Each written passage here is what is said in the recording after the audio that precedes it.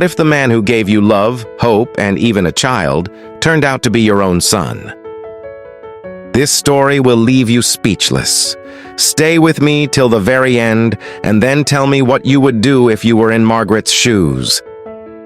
Before we dive in, don't forget to like this video, subscribe, and turn on the notification bell so you don't miss more shocking stories like this one. Margaret Williams was born into a strict Christian home in Nigeria. Her father was a disciplinarian, her mother a church deaconess, and together they valued reputation above all else. Margaret was their pride, brilliant in school, quiet in church, the kind of girl everyone admired. But at just 17, her innocence was stolen. She fell in love with an older boy from her neighborhood. He was handsome, charming, and promised her forever. Margaret believed him, but when she discovered she was pregnant, his promises vanished like smoke. "Don't call me again," he hissed, turning his back on her. Her parents were furious. Her father roared, "You have brought shame into this house!" Her mother wept for days, unable to face the churchwomen. Margaret's belly grew, and with it, the whispers in town. Unable to bear the scandal, her parents forced her to give up the baby once he was born. One stormy night, under the dim glow of a kerosene lamp, Margaret held her newborn son for the first, and what she thought would be the last, time. His tiny fingers clutched her thumb, his cries weak but determined. Her tears fell freely as she carried him to Mrs. Beatrice Johnson, the stern woman who ran a motherless babies' home. "Please," Margaret begged, her voice breaking, "just make sure he finds love, please!" Mrs. Johnson, though firm, had seen countless girls like her. She placed a hand on Margaret's shoulder. "You're doing what you must. He will be adopted. You must forget him now." Margaret placed a small gold locket in the baby's blanket, kissed his forehead, and walked away sobbing, the sound of his cries following her into the night. Years passed, and Margaret tried to bury her secret. She changed her name, moved to another town, and swore never to speak of it again. In her 20s, she met Richard Williams. He was not wealthy, but he was hardworking, gentle, and full of dreams. He noticed her at the bank one afternoon, holding a stack of papers. "You dropped something," he said, picking up a file for her. Their eyes met, and something clicked. Their courtship was simple but beautiful. Richard took her to village festivals, bought her roasted corn at the roadside, and walked her home under the moonlight. He told her, "Maggie, when I'm with you, the world makes sense." Soon they married in a modest church ceremony. Margaret wore a borrowed white gown, Richard wore his best suit, and together they promised forever. Their marriage was filled with love. Richard would sing to her while they cooked. He wrote her little notes and hid them in her Bible. On Sundays, they sat side by side in church, hands clasped like newlyweds. But one shadow hung over their joy. Children never came. Year after year, Margaret remained barren. She visited doctors, drank herbs, fasted, and prayed, but nothing worked. Still, Richard never blamed her. "You are enough for me," he always said, kissing her forehead. Then, tragedy. One rainy evening, Richard's car veered off the road while returning from a business trip. By the time help arrived, he was gone. At the mortuary, Margaret wailed, clutching his cold hands. "Don't leave me, Richard! Please, wake up!" But he was gone. Her world collapsed. Nights became endless. She lay in their bed, hugging his pillow, inhaling the fading scent of his cologne. The once lively home grew silent, the ticking clock mocking her loneliness. Life dragged on, empty, gray, and hollow. Until one day at the market, fate intervened. Margaret struggled to lift a basket heavy with yams, rice, and vegetables. A tall young man in khaki uniform rushed forward. "Ma, let me help you," he said. His name was David, a youth corps member posted to her town. That single act of kindness grew into a bond. David visited often, bringing foodstuff, helping with chores, fixing broken shelves, and mowing the lawn.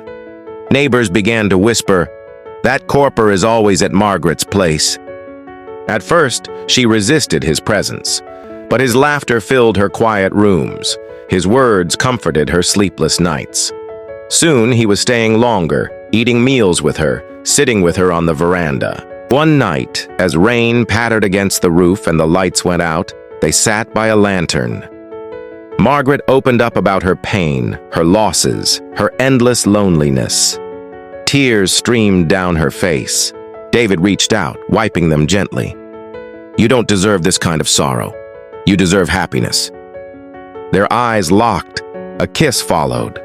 Then another. Passion bloomed. That night, Margaret's loneliness ended, and a forbidden love began. Weeks later, Margaret felt different. Nausea, fatigue, missed cycles. The pharmacy test confirmed it. 2 bold lines. She sat on her bed, holding the strip, trembling. Joy, fear, shame, everything collided. When she told David, his face lit up. "We're having a baby!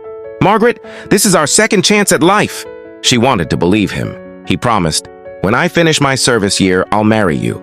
But first, you must meet my mother."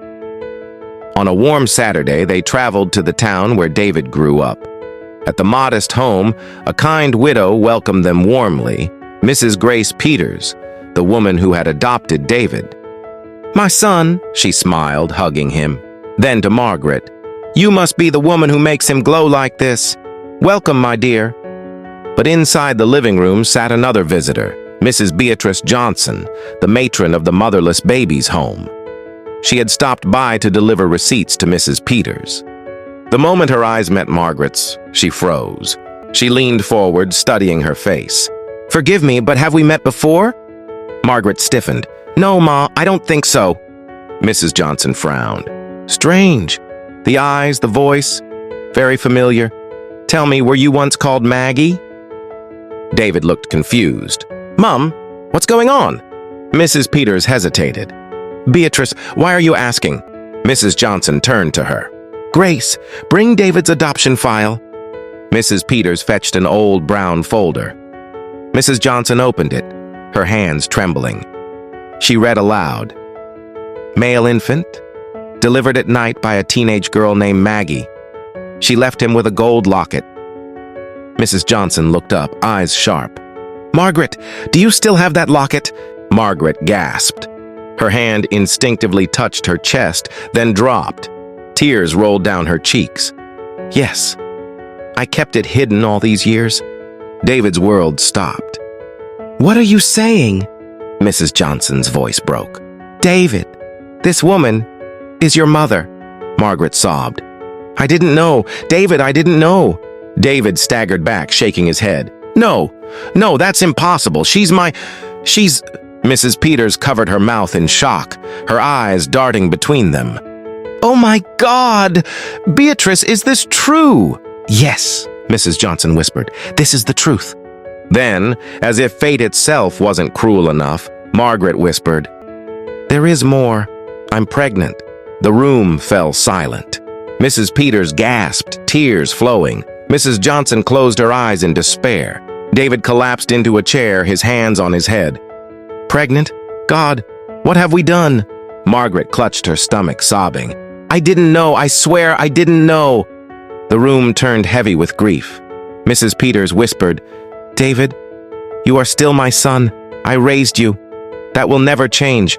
But this is too heavy for us all." David stared out the window, broken. "How do I look at her now? How do I look at myself?" Margaret wept uncontrollably. "If I could undo it, I would, but fate has trapped us in its cruel game." The air was thick with pain. Outside, children laughed and played in the street, oblivious to the storm that had shattered a family inside. Now the question is, if you were Margaret or David, what would you do after discovering such a heartbreaking truth, especially with a pregnancy already in the picture? Should their love end immediately? What should happen to the unborn child? Drop your answers in the comments section below. And don't forget to like this video, subscribe, and turn on notifications so you don't miss more shocking stories like this one.